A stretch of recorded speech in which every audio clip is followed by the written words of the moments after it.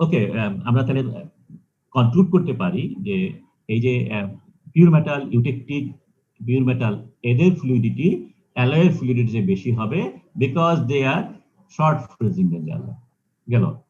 কিন্তু প্রবলেম যেটা হচ্ছে, এটাও শর্ট ফ্রিজিং এর জ্বালা, এটাও শর্ট ফ্রিজিং এর জ্বালা, তাহলে পরে এটার ফ্লুইডিটি বেশি কেন? এটা চেয়ে দুইটাই সেম মোডে সলিডিফাই হয়, এটাও শর্ট ফ্রিজিং এর জ্বালায় প্লেনার মোডে সলিডিফাই হয়, এটাও শর্ট ফ্রিজিং জ্বালায় প্লেনার মোডে সলিডিফাই হয়, তাহলে পরে ইউটেকটিক কেন হাই ফ্লুইডিটি থাকবে পিওর মেটালের চেয়ে?